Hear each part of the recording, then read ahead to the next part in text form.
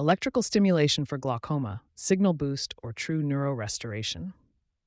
Glaucoma is a leading cause of irreversible vision loss, affecting 70 million people worldwide, characterized by loss of retinal ganglion cells and optic nerve damage.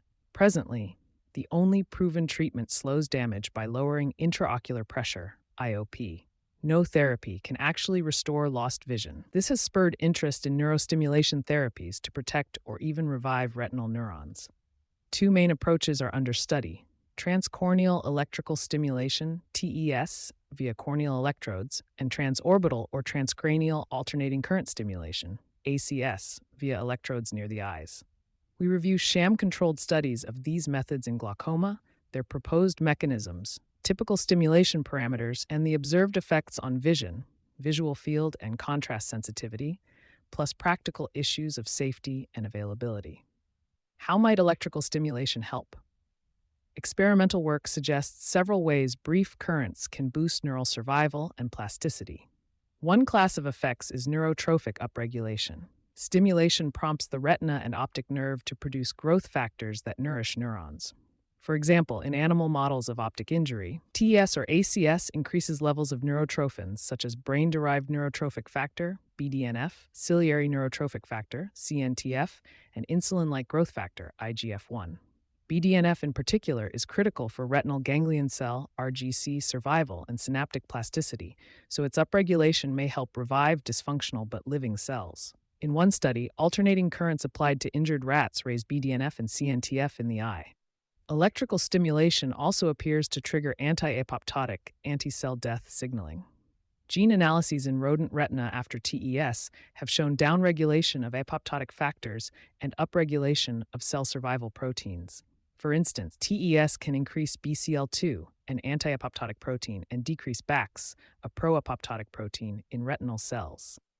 In practical terms, these molecular shifts correlate with greater neuronal survival. In a glaucomatous injury model, TES-treated eyes had significantly more surviving RGCs at 1 month post-injury than untreated eyes, along with higher levels of anti-inflammatory IL-10 and less NF-κB activity. In other words, electrical pulses suppress damaging inflammation and cell death pathways, helping to preserve RGCs. Finally, electrical stimulation may engage cortical plasticity.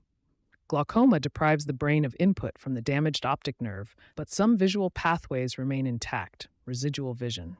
By sending rhythmic currents to the eyes, Hz ACS may entrain brainwaves, especially alpha-band oscillations, in visual cortex, potentially reactivating underused circuits.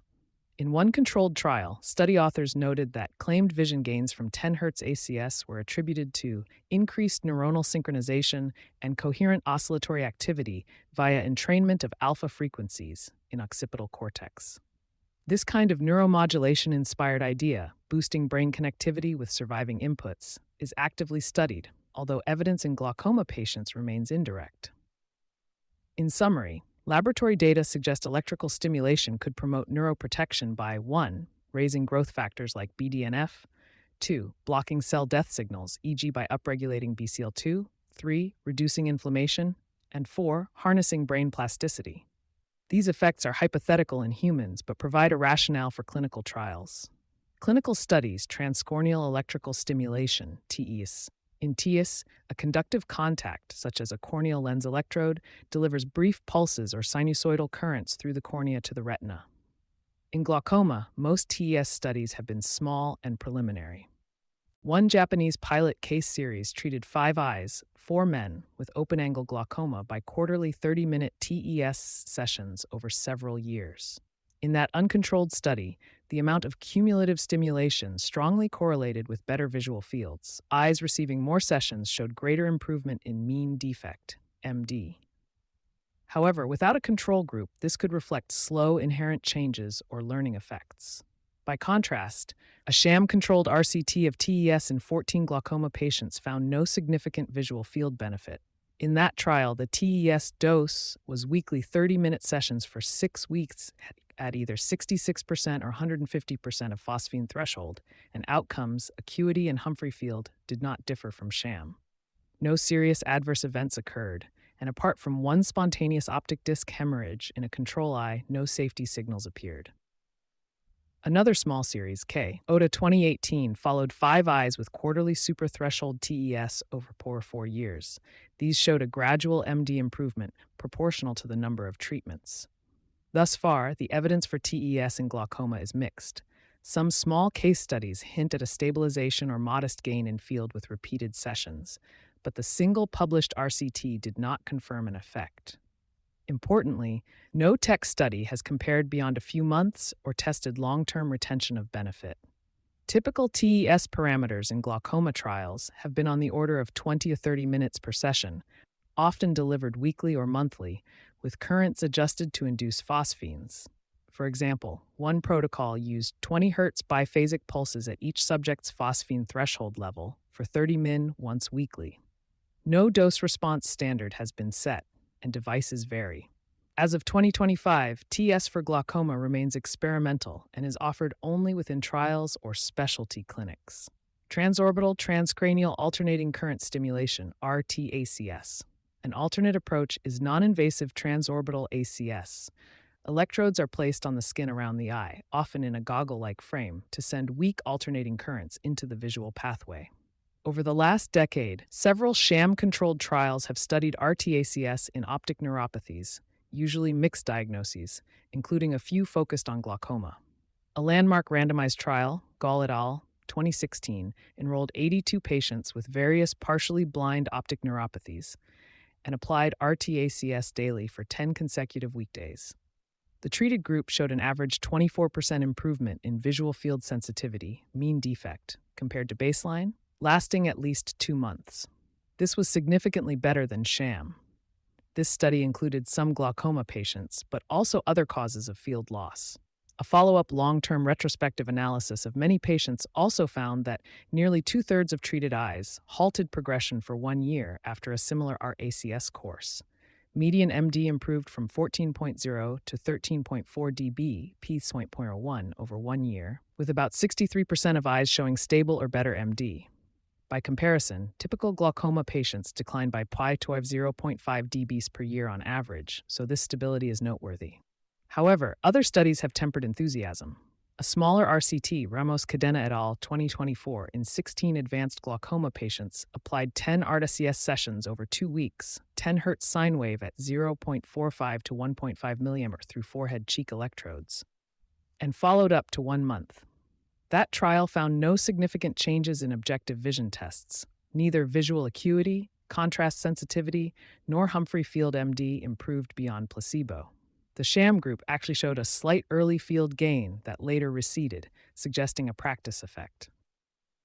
The treated group did report higher patient-reported quality of life related to vision, near activities, dependency, mental health, but without accompanying functional gains. Notably, no serious side effects occurred in these patients, and only mild tingling or phosphene sensations were reported.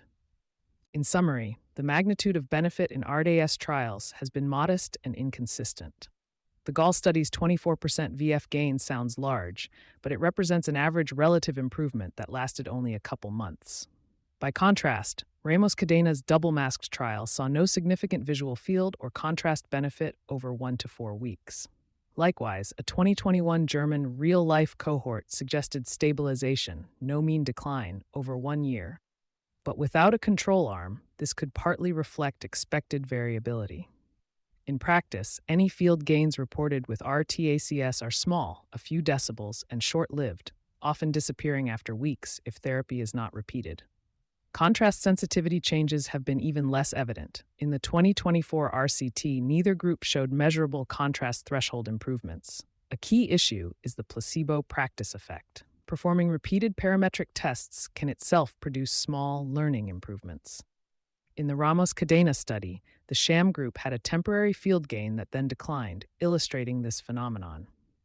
Thus, any modest field gain with real stimulation must be judged against what happens in controls. So far, only a few trials are large enough to judge this, and their results are mixed. On balance, therapies claim statistical improvements over sham in some studies, e.g., Gall 2016, but not others, e.g., Ramos 2024. The clinical significance, how much better a patient sees, of the modest gains reported is still uncertain. Typical RT-ACS parameters in glaucoma studies have been roughly 10 sessions, each 25 to 40 minutes long, of low intensity, under 2 milliamps, alternating currents at 5 to 20 Hz. For example, Ramos Cadena used a 10 Hz sine wave with gradually increasing amplitude, 0.45 to 1.5 milliamps, over 5 consecutive days, 30 min each, then 5 more days at 40 min each. Other protocols have varied frequency, often 10 Hz, sometimes alternating bands up to 37 Hz, and electrode placement. In practice, investigators choose currents just strong enough to elicit phosphenes, brief flashes in the patients. Safety across trials, electrical stimulation has been well tolerated. In the TES-RCT, no treatment-related serious adverse events occurred. The main side effects are mild, eyelid tingling or twitch. A few patients can feel the current or slight headache during stimulation. The 2024 RT-ACS trial reported no serious adverse events at all. Indeed, in Europe, more than 1,000 patients have already received 10-day RT-ACS courses, 10 times 60 min, under medical supervision, with 0 reports of serious harm. Overall, the risk to patients appears negligible apart from temporary discomfort, one reason these methods are appealing to patients eager for novel therapies. Next-generation therapies, devices, and availability. Currently, electrical stimulation for glaucoma is mostly a research or niche clinical service. One commercial system, Itronic NextWave, delivers transorbital ACS via goggles and is CE marked in Europe for all optic neuropathies, including glaucoma. It is used in Germany and some other countries, though not covered by insurance, so patients typically pay out of pocket. In the US, Itronic therapy is only available in clinical trials. Notably, Dr. Sunita Radhakrishnan, Glaucoma Center of SF, recently treated the first US patient in such a trial. The registered Itronic trial plans 10 sessions of 1-hour stim daily and will track Humphrey fields for a year. Other next-gen research approaches include implantable stimulators. For example, a recent preclinical study tested a suprachoroidal retinal implant, an electrode array placed between the retina and choroid, delivering continual pulses. In cats, chronic suprathreshold stimulation via this implant produced no retinal damage or safety issues. Thus, an implantable device might one day provide ongoing neuroprotective currents without requiring daily clinic visits. Meanwhile, trials like the Hong Kong GREAT study are exploring head-worn transcranial stimulators paired with vision training, perceptual learning, to enhance any residual vision. In short, efforts are underway to make neurostimulation more personalized, e.g. MRI-tailored electrode placement, and user-friendly. Conclusion. Electrical stimulation therapies offer an intriguing signal-boosting strategy for glaucoma, but it is still uncertain whether they achieve true neurorestoration. Early studies show occasional small gains in visual fields and patient-reported vision, but results have been inconsistent, and gains, if any, are typically short-lived. The scientific rationale, BDNF upregulation, anti-apoptosis, cortical plasticity, is solid in animals, but proof in patients is modest so far. More large, sham-controlled trials are needed to determine how much beyond placebo these therapies truly benefit. For now, electrical stimulation remains experimental, safe but unproven, and should not replace standard IOP-lowering treatment. Clinicians and patients should watch ongoing trials such as the Viron study for stronger evidence. If confirmed, non-invasive neuromodulation could become a valuable adjunct for preserving vision beyond IOP control, finally offering glaucoma patients a chance at actual vision improvement. All links to sources are available in the text version of this article. You can find the full article at visualfieldtests.com. Thanks for listening. To check your visual field, click the link at the bottom of this article or visit visualfieldtest.com.